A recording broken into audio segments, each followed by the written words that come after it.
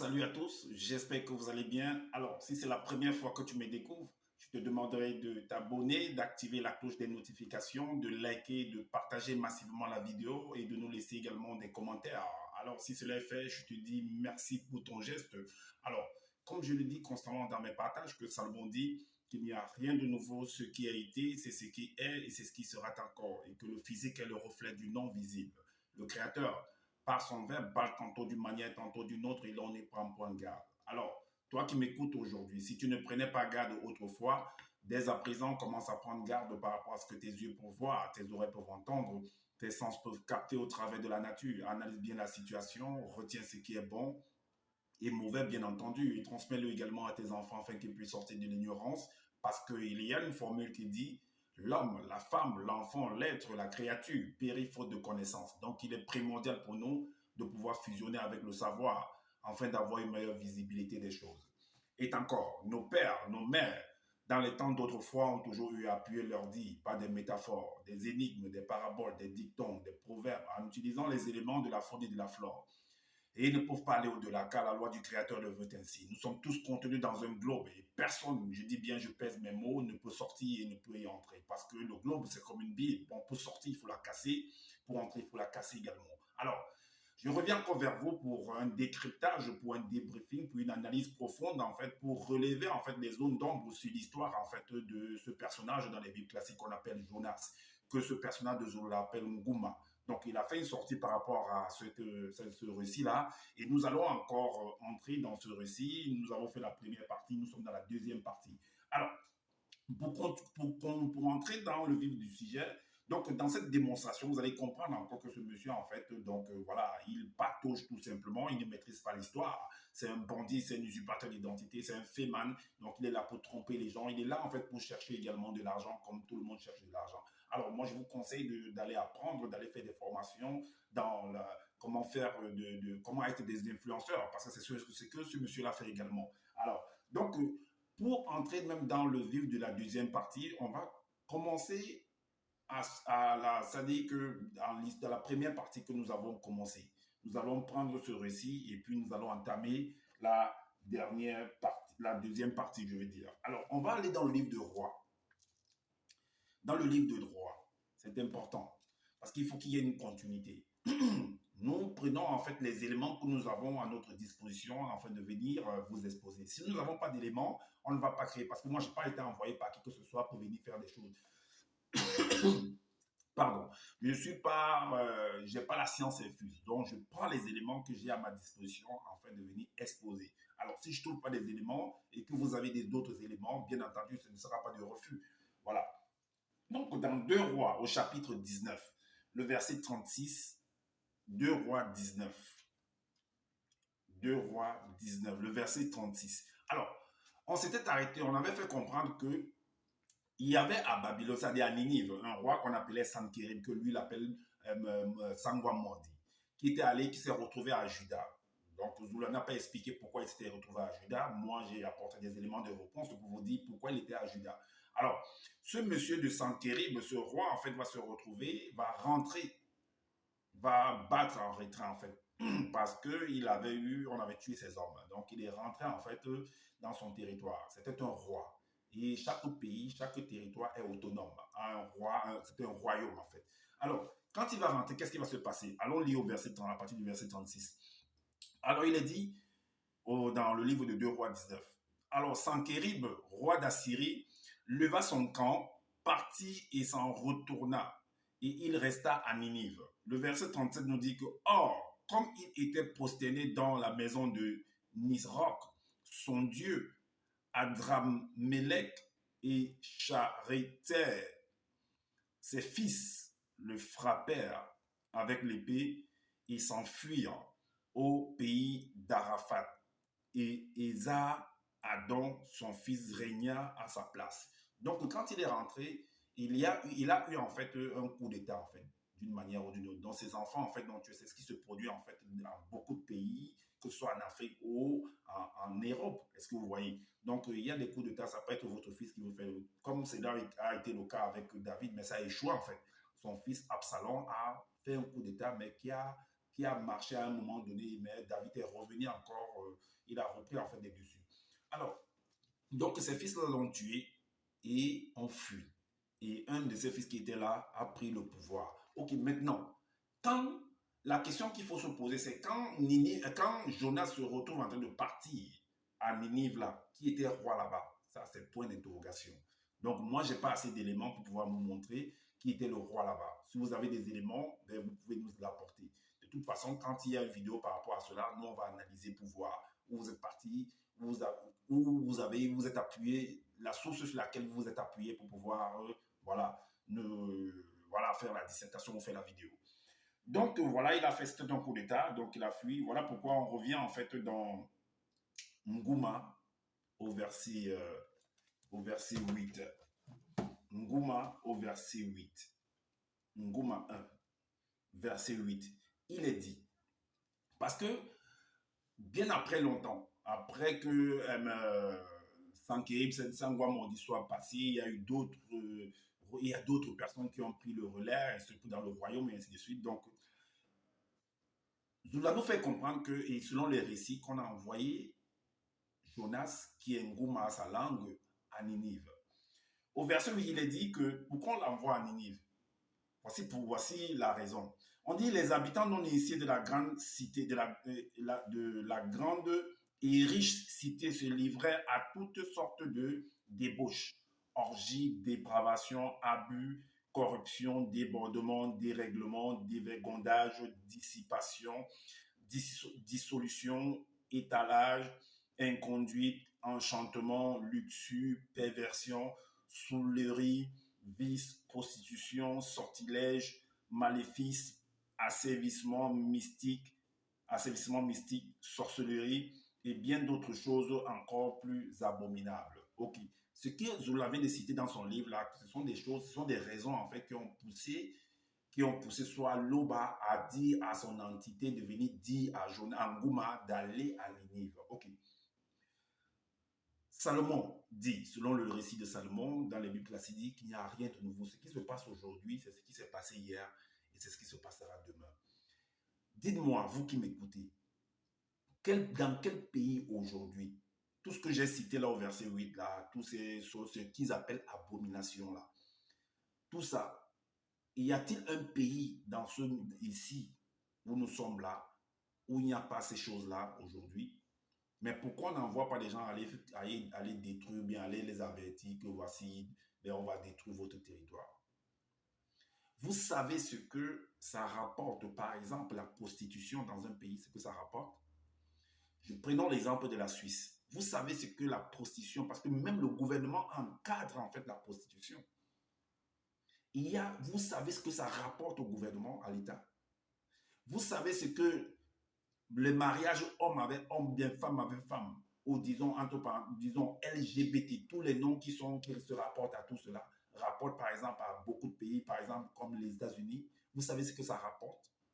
Donc vous allez quitter de votre pays, par exemple en Afrique, là-bas, on vous envoie par exemple aux États-Unis d'aller stopper en fait ce mouvement-là. Vous savez ce que ça rapporte? Donc arrêtez de vous lever, de venir parler du n'importe quoi.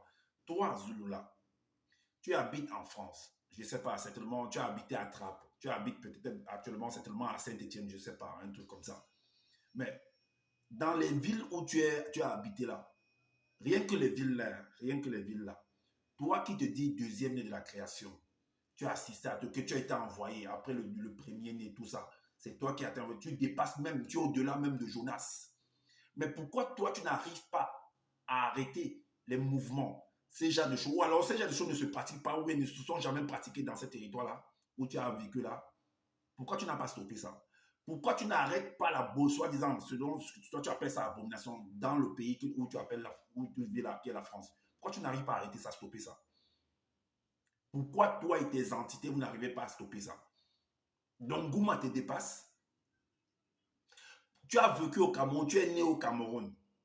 Pourquoi tu n'arrives pas, tu n'as pas pu, ou bien tu n'arrives pas à arrêter, à stopper la sorcellerie, l'homosexualité, tous ces vices qu'on peut trouver, que tu cites là-bas au Cameroun? Pourquoi tu n'arrives pas à le faire?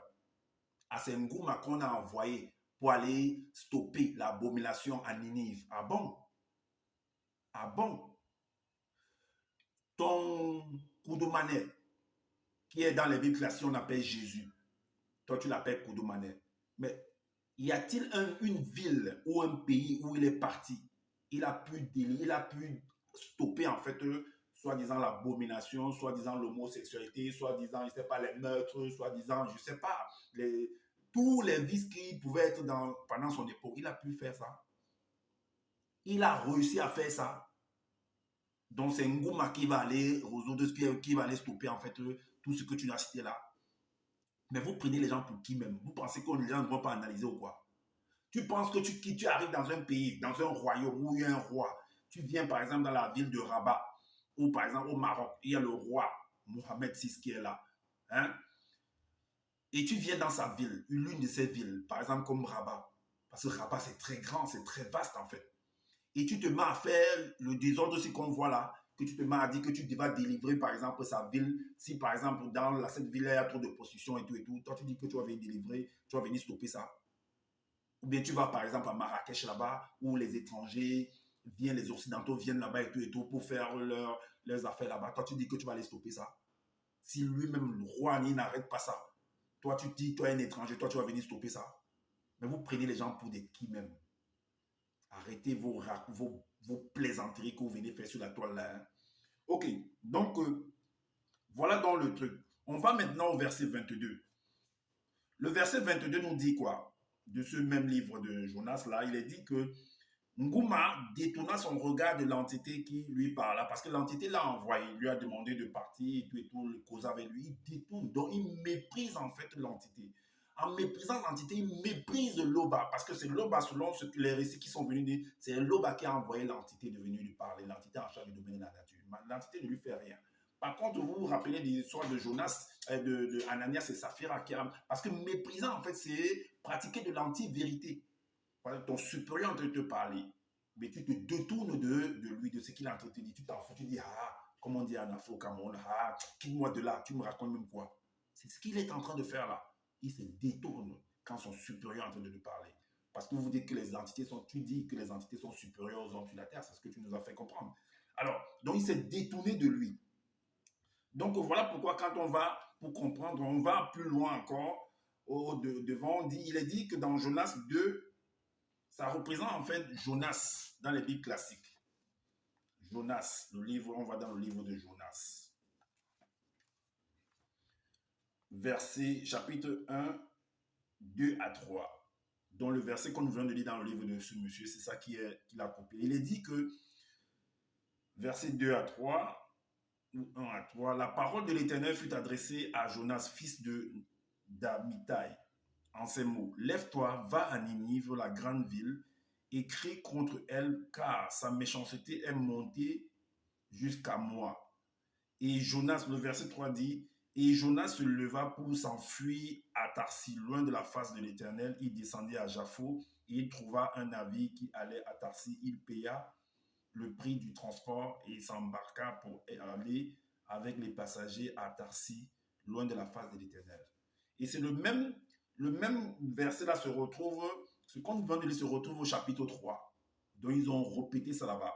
Le chapitre 3 dit quoi? Le chapitre 3, à partir du verset 1 à 3, il est dit, la parole de l'Éternel fut adressée à Jonas une seconde fois, en ces mots. Lève-toi, va à Ninive, la grande ville, et proclame-y la publication que je t'ordonne. Et Jonas se leva et alla à Ninive selon la parole de l'Éternel. Or, Ninive était, bon là c'est le contraire, tu vois, là Ninive était très grande. Ninive était une grande ville de 3 jours de marche. Est-ce que vous voyez? Donc, c'est les mêmes choses qui se sont répétées. Donc, c'était une seconde fois, en fait.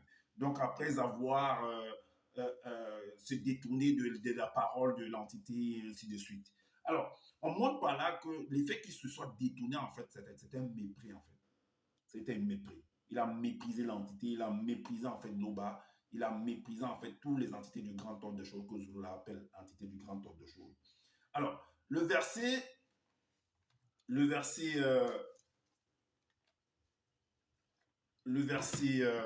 on retourne dans le livre de ce monsieur, de Zululassan. Dans le verset 23, qu'est-ce qu'il est dit? Il est dit que plus tard, il vit de loin un grand verseau. C'est ce qu'on, bon, dans les Bibles, on dit navire. Lui, il parle de vaisseau. Qui allait à un grand village côtier situé dans une contrée lointaine de Wassemotonga, Afrique centrale. De là, il fit signe de main aux marins. Ensuite, il paya le tarif du vaisseau et il entra. Donc, Zola nous montre par là que voilà, le monsieur, quand il fuyait, il s'est détourné, il a trouvé un vaisseau, il s'est mis à partir. Alors, dans Jonas, dans Ngoma 1, 24, il est dit quoi?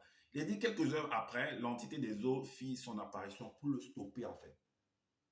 Du fait qu'il s'est détourné de lui, dont il n'a pu rien faire pendant qu'il s'est détourné de lui là-bas, il vient l'attendre en fait dans l'eau pour essayer de le contacter, de le faire la guerre en fait. Un peu comme l'histoire de Jacob avec l'entité, avec Dieu. On dit, dans les semaines de la Bible, on dit qu'il a combattu avec Dieu. Et il a été, et il a vaincu en fait Dieu. Donc là, l'entité vient combattre avec lui. Donc l'entité vient le bloquer le chemin. Comme l'histoire de Balaam avec l'ânesse. Donc Balaam est en train de partir aux eaux d'un problème. L'entité vient le croiser, ne le stoppe pas chez lui, ne lui dit pas de le stoppe pas chez lui, mais elle le rencontre en route, va le bloquer la route en chemin. Alors donc, cette entité-ci, on voit un peu la ruse en fait, les pratiques voilà, de la ruse. Donc l'entité, quelques heures après, l'entité des eaux fit son apparition au-dessus de l'océan, près d'une contrée de Wassemotonga, Afrique centrale, puis il leva les bras et frappa spirituellement ses deux mains l'une contre l'autre en direction du vaisseau, ce qui produisit aussitôt une onde de choc de très forte intensité qui déchaîna sur l'océan un grand vent impétueux et il se leva sur l'océan une grande tempête à tel point que le vaisseau menaçait de se briser. Ok. Vous allez voir où ce récit, en fait, pour venir, où on a piqué ce récit et on est venu coller ça à ce personnage de Jonas. Parce que c'est pas possible qu'on prenne un personnage pour aller, pour lui dire d'aller dans une ville, la ville d'une autre personne où il y a un chef d'État, où il y a un roi, d'aller faire commettre des actions là-bas, c'est pas possible. Est-ce que vous comprenez? Ça se passe pas comme ça. Tu ne peux pas, ni Zolola, ni Jésus, ni son Kodoumanet, ni personne n'a pu faire une chose pareille. C'est pas Jonas qui va venir faire, c'est pas comme ça que ça se passe. Voilà. Donc maintenant, on va aller dans le psaume 107. Le psaume 107. Dans les Bibles classiques. Dans psaume 107. Psaume 107, le verset 23. Le verset, il a dit, ceux qui étaient descendus, parce que en fait, vous allez comprendre que les navigateurs, en fait, il y a ce qu'on appelle la météo qui peut parfois changer.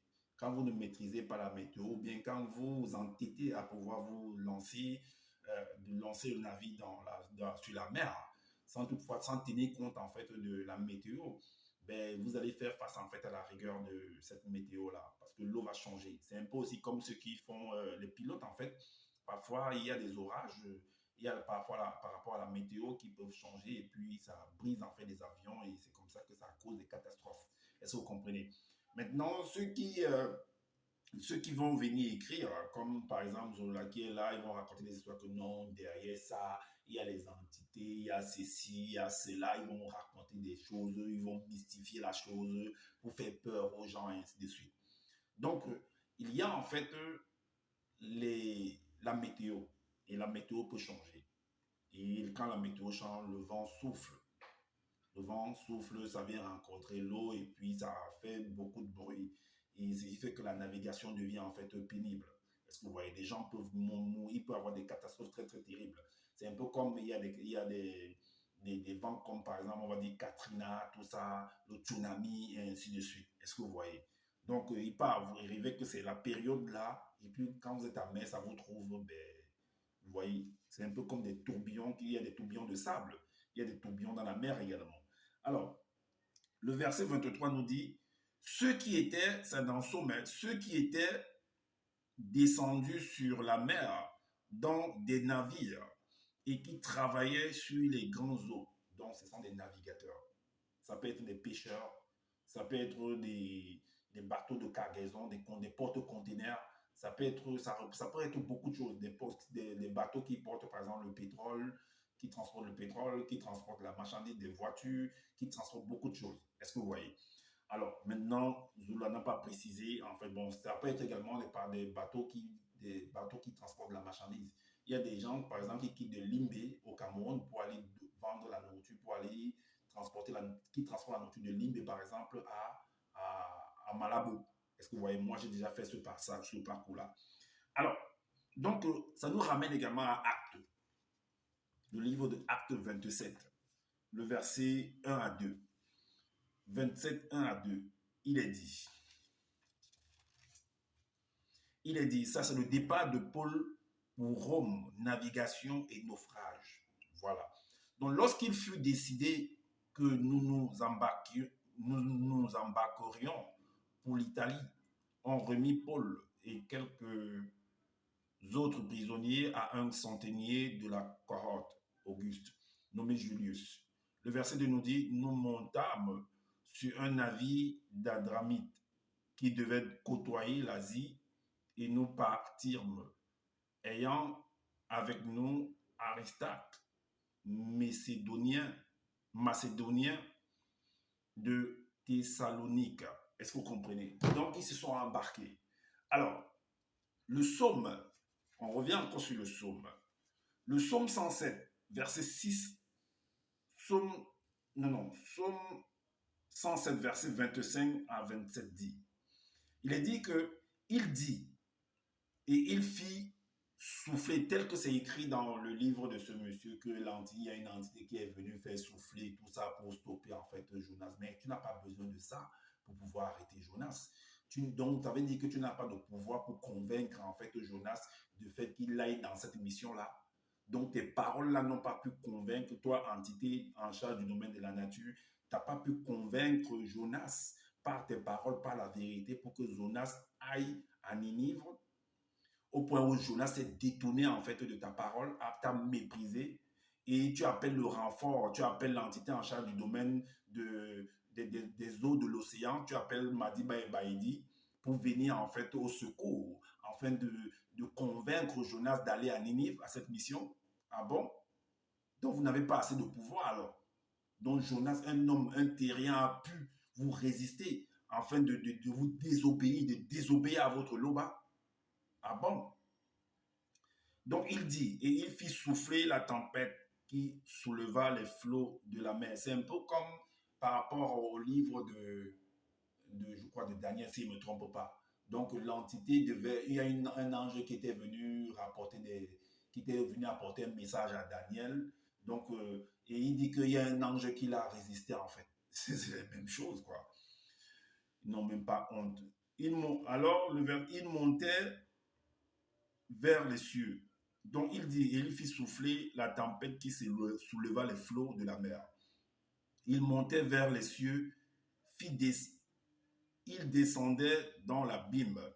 Leur âme était éperdue en face du danger. Donc ces personnes, tellement il y avait tellement, la météo a changé, il y a eu tellement de secousses en mer, au point où ces gens-là étaient en fait troublés, ils avaient peur. Est-ce que vous comprenez? Alors, on a dit jusqu'au verset 27. Saisi de vertige, il chancelait comme un homme ivre, et toute leur habilité était anéantie. C'est un peu comme par exemple, vous voyez le Titanic, il y a des films par rapport à ça. Comment se fait-il que, et quand il y a en fait un danger comme ça dans un grand bateau, dans un navire, c'est tout le monde qui est en panique en fait.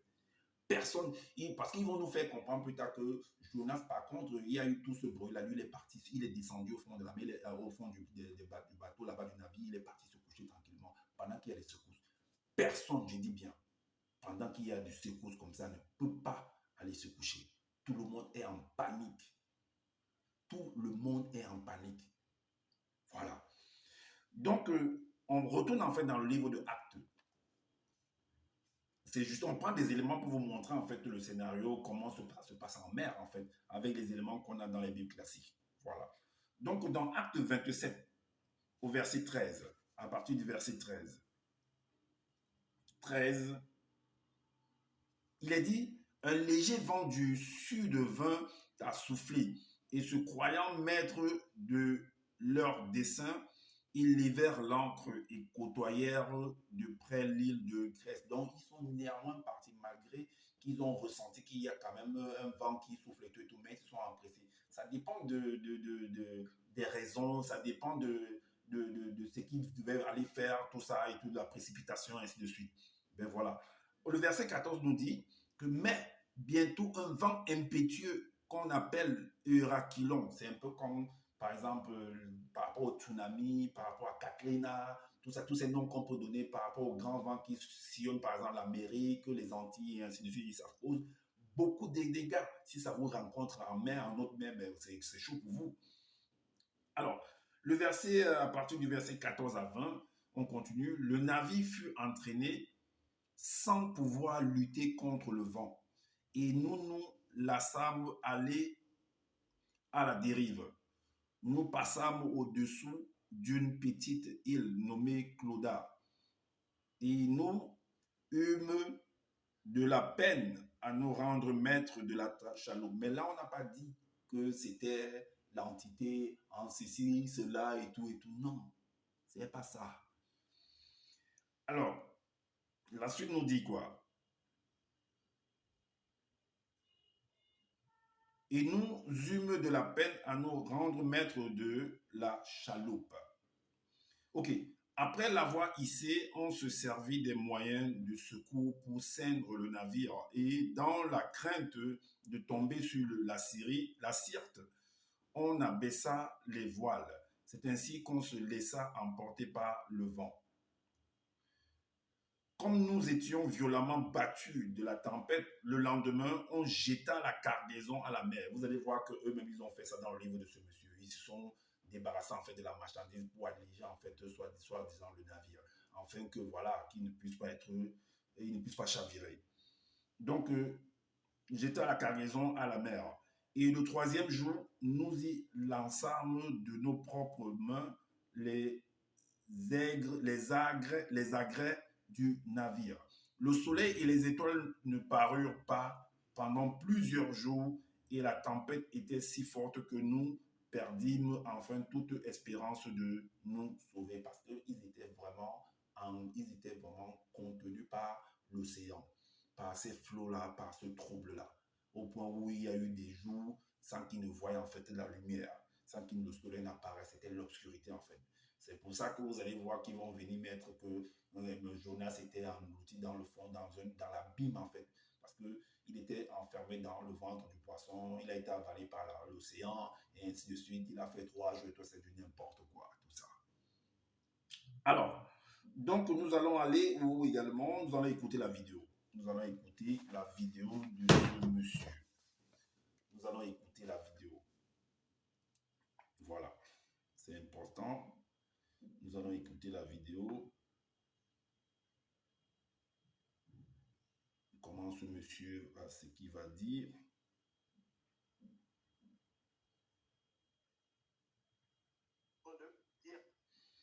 On va écouter la partie du verset 14, à partir de la 14e minute.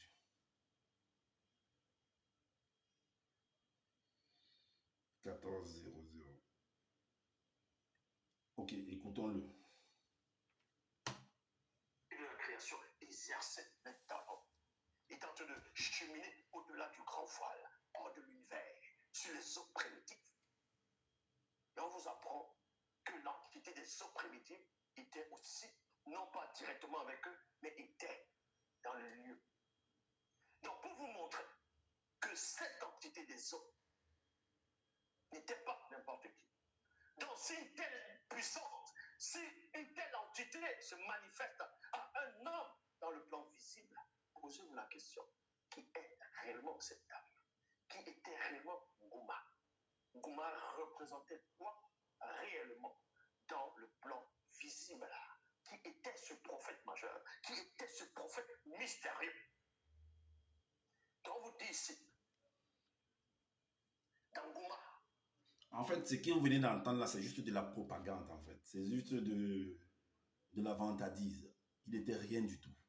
Est-ce que vous comprenez? Parce que, comme je vous ai dit au départ, là, que ben, il a détourné son regard de l'entité en charge du domaine de la nature. Donc, l'entité en charge du domaine n'a pas pu le convaincre par les paroles de la vérité. L'homme, le terrien, Jonas a pu se détourner de lui, a dit, ah, fiche-moi le camp avec tes paroles. Moi, je ne vais pas dans ce genre de rendez-vous, dans ce genre de mission. Moi, je ne pars pas. Alors, l'entité en charge du domaine de la nature, ayant constaté que, voilà, trouve que, voilà, Jonas s'est détourné de lui, l'a méprisé, il va appeler le renfort. Il va appeler l'entité en charge du domaine des océans. Est-ce que vous voyez? Donc, l'entité Mundima Madi Baïbaïdi, comme Zolola le dit. Ok. Donc, vous venez d'entendre qu'il veut faire montrer par là que Ngouma était un homme mystérieux, puissant et tout, mais qui se détourne, qui méprise en fait la parole.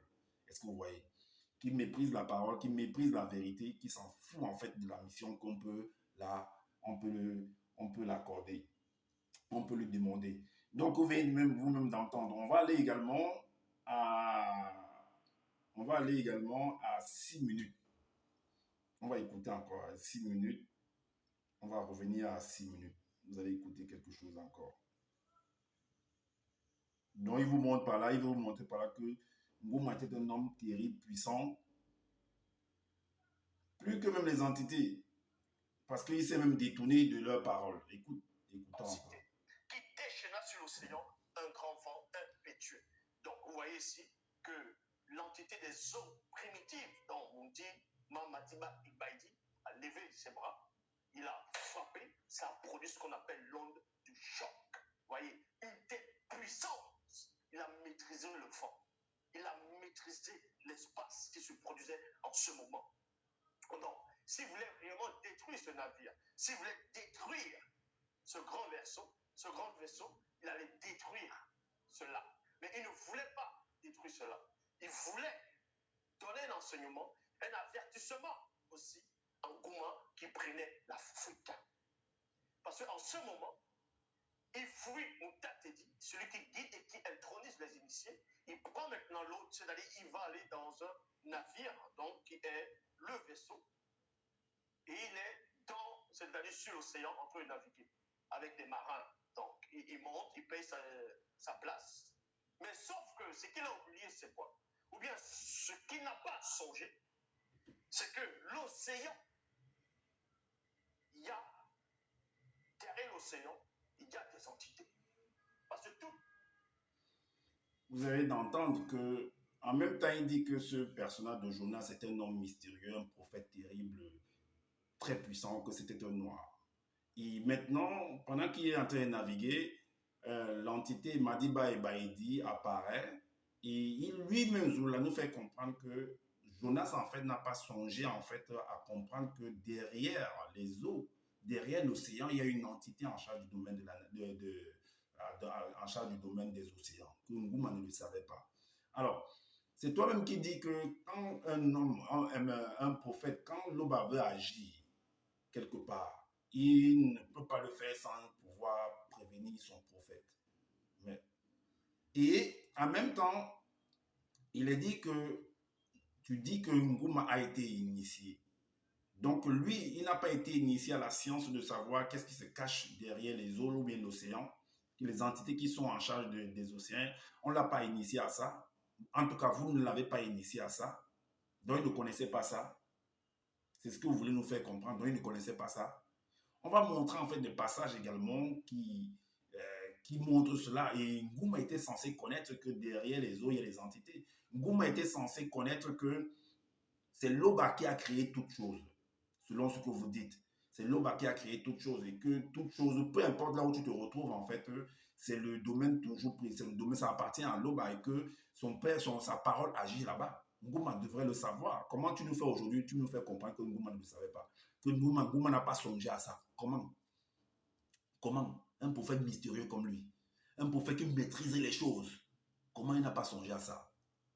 Tantôt, il est mystérieux, tantôt il est puissant, tantôt il n'a pas songé à ça, tantôt il est ignorant de certaines choses. Mais comment? Comment? On va encore maintenant à 21. Vous allez écouter. C'est toujours comme ça, ils pensent que non, les gens ne vont pas lire. On écoute encore ce monsieur. Seul, écoutez attentivement, on vous dit que Non, non, c'est parce qu'est-ce que je fais? Un instant, on va partir à On vous dit que 21, 32.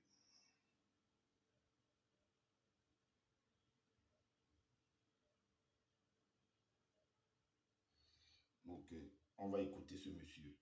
ça se produisait, que les marins avaient peur. Ngouma était là. Mais lui, il a vu quelque chose. Ngouma vit seul Ndima Madiba Ibaïti, l'entité des eaux primitives. Et aussitôt, virgule, il descendit au fond du vaisseau afin que cette entité ne puisse lui parler. Il y a point. Parce que Ngouma a compris que, vu que je n'ai pas voulu écouter Mouta Tedi, il y a une autre entité qui vient aussi maintenant. Donc, jusqu'à présent, il ne veut pas écouter Mouta Tedi. Non seulement il n'écoute pas Mouta Tedi, il ne veut pas écouter Ndima Madiba Ibaïti, donc l'entité des eaux primitives. Ngouma avait une telle puissance spirituelle, il a réussi à pénétrer la fréquence, non seulement la présence et la fréquence de Ndima Madiba Ibaïti. Les marins n'ont pas pu, les sirènes des eaux n'ont pas pu. Parce que derrière l'invisible, il y a encore un autre monde invisible. En fait, vous venez d'écouter, je ne sais pas si ce monsieur se rend compte même de l'incohérence dont il est caractérisé, dont il est, voilà, dont il est environné en fait. Il vient encore expressément de nous faire comprendre ou de vous faire comprendre que, voilà, Jonas s'est détourné en fait de l'entité en charge du domaine de la nature. Donc cette entité en charge du domaine n'a pas pu.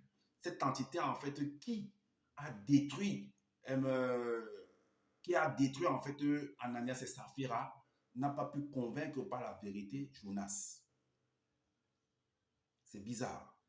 Et maintenant, l'entité en charge du domaine de la nature va appeler au renfort, au secours, l'entité de Madiba et Baedi pour venir encore convaincre Jonas ou pour venir stopper Jonas dans sa quête de ne pas obéir en fait à Loba. Parce que Jonas est en train de résister en fait. Il est en train d'utiliser de l'anti-vérité parce que résister, c'est utiliser l'anti-vérité.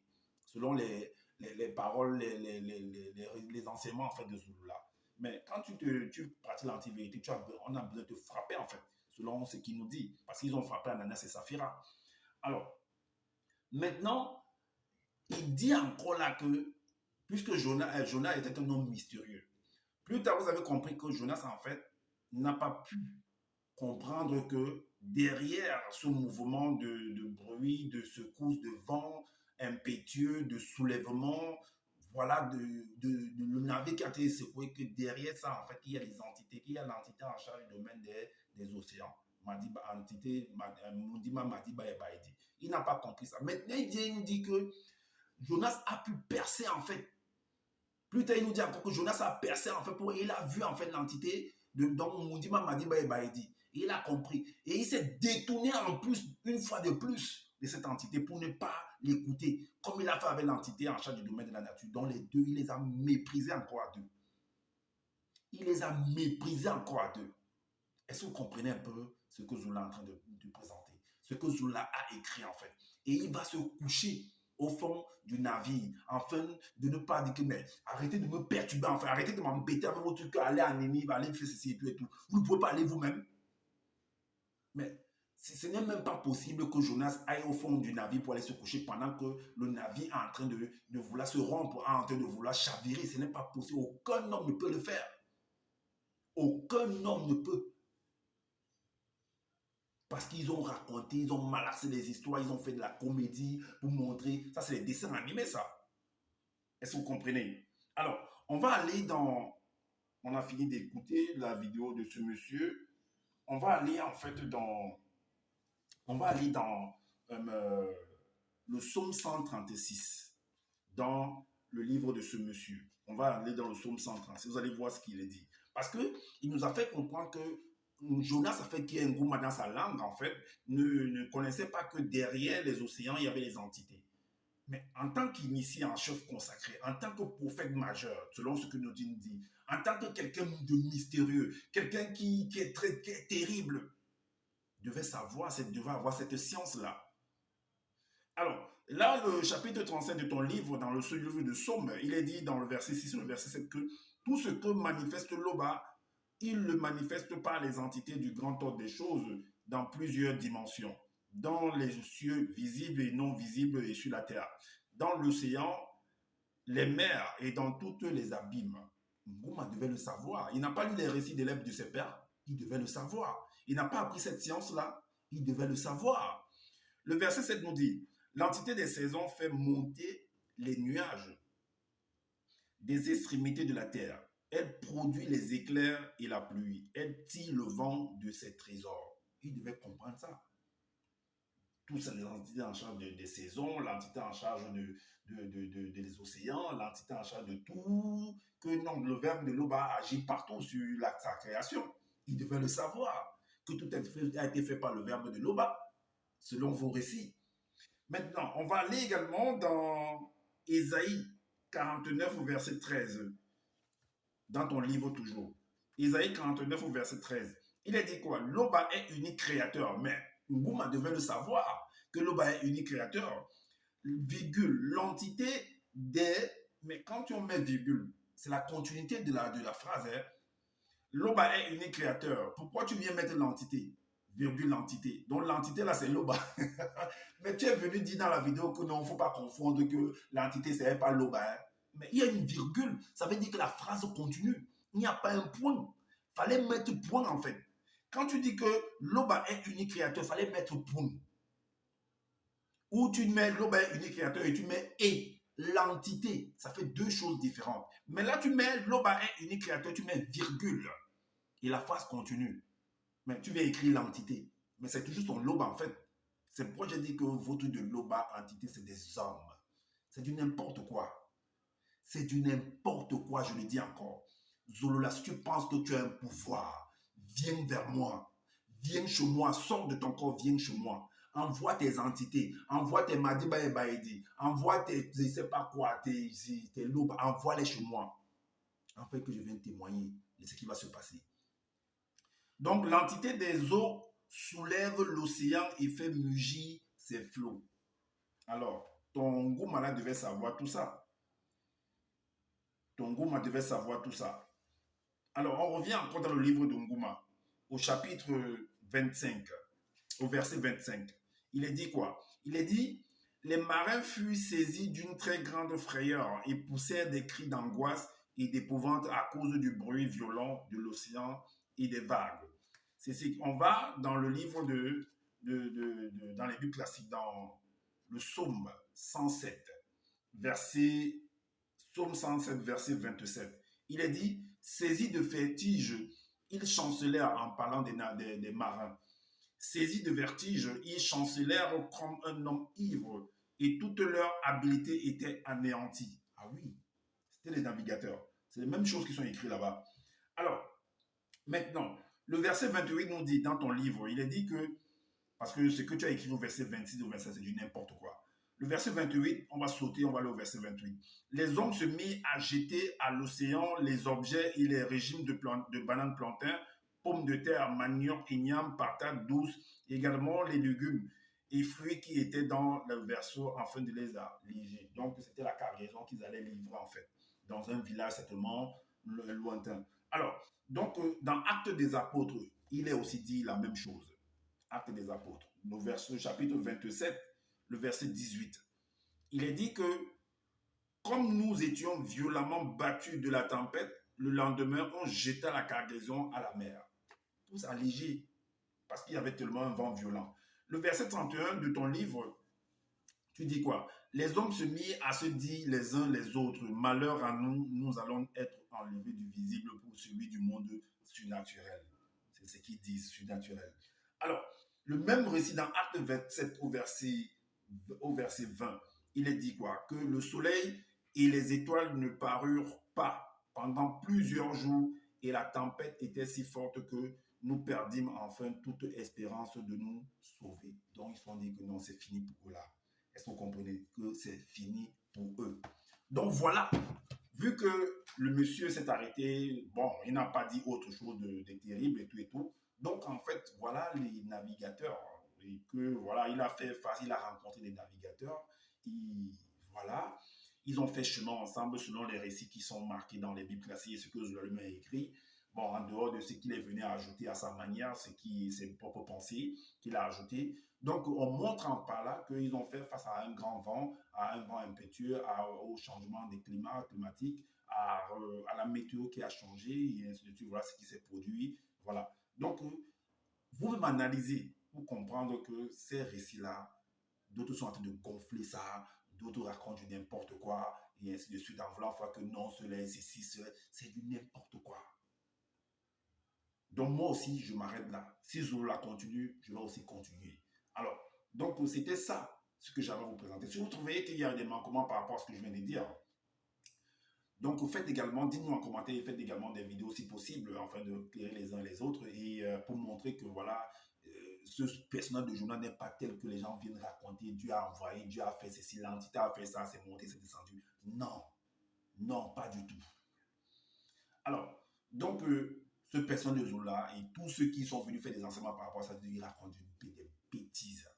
Ils ne font que lire ce qui est écrit, c'est que des écrivains sont venus rédiger en utilisant leur jargon, on va dire ça comme ça, un langage soutenu. Et voilà, ceux qui sont dans un langage, en fait, dans un registre bas, ne vont pas comprendre. C'est pourquoi dans une dissertation, il y a des mots-clés qu'il faut sélectionner afin de trouver des définitions, ce qui te permet de pouvoir de comprendre en fait le sujet et de pouvoir faire une meilleure dissertation.